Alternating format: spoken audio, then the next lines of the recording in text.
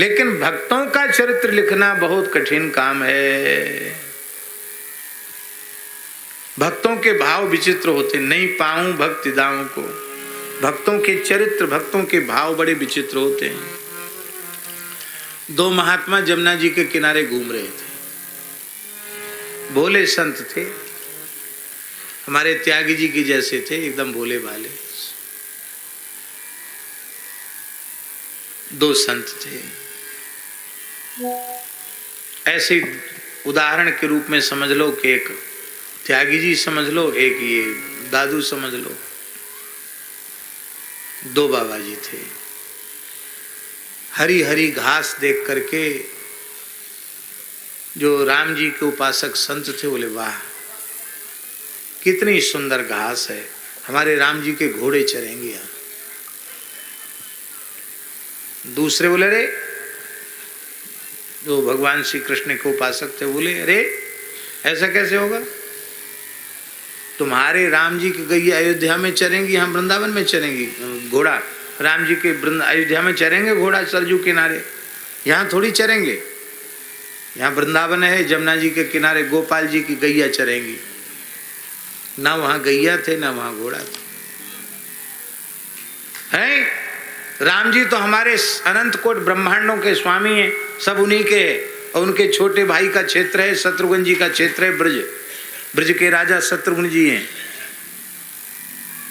अपने छोटे भाई के नगर में, क्षेत्र में बड़े भाई के घोड़े क्यों नहीं चर सकते?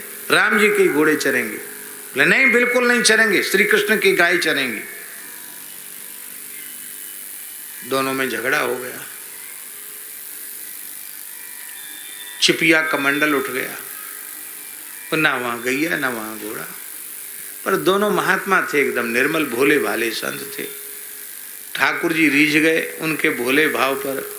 भगवान श्री राम और भगवान श्री कृष्ण एक साथ प्रकट हुए, पकड़ लिया। अरे वही लड़ो लड़ो लड़ो नहीं, झगड़ा मत करो, झगड़ा मत करो, क्या बात है, क्यों झगड़ा कर रहे हो? अरे झगड़े की बात है। राम जी को उपासक संत बोले, देखो हम आपके घोड़े चरेंगे ना यहाँ, हम कर क्या, हमने क्या बुरा कर दिया? हमने भी क्या बुरा कह दिया, हमारे गोपाल जी की गैया चरेगी यहाँ। देखो झगड़ा मत करो।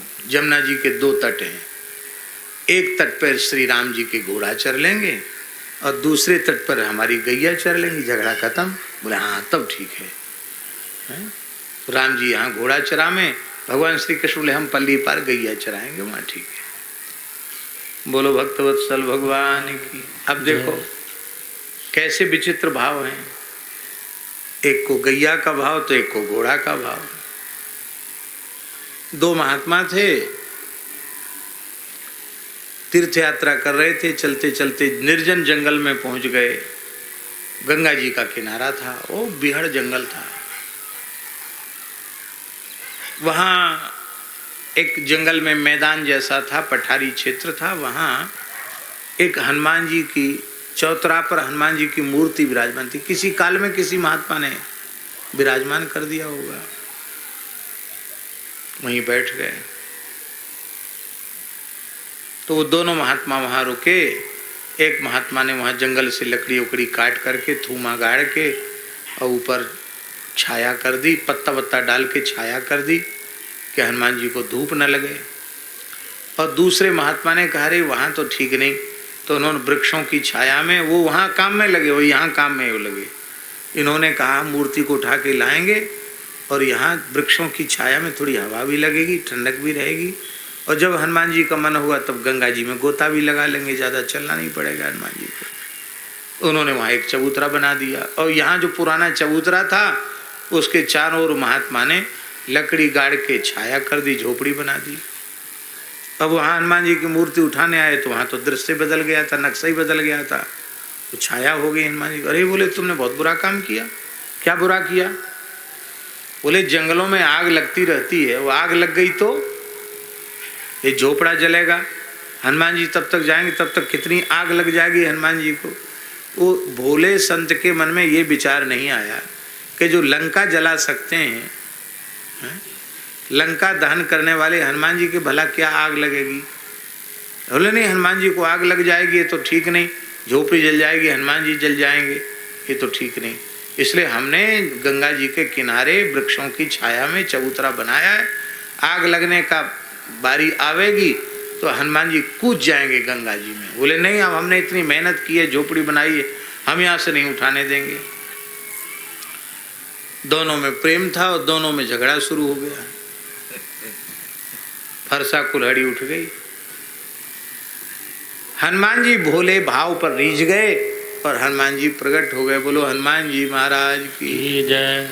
हनुमान जी बोले देखो ऐसा है कि देखो अभी तो झोपड़ी ठीक है, हम झोपड़ी में रहेंगे, और जब हमको रात बिरात बढ़िया गंगा जी की सीरी सीरी हवा लेने की इच्छा होगी तो वहाँ मैदान में चबूतरे पे जाके लेट जाएंगे, और कभी आग लगेगी तो गंगा जी में वहीं से कूद जाएंगे। हम दोनों जगह यहाँ भी रहेंगे वहाँ भी रहेंगे। हाँ तब ठीक है। देखो तुम लोग झगड़ा मत करो, प्रेम से जाओ।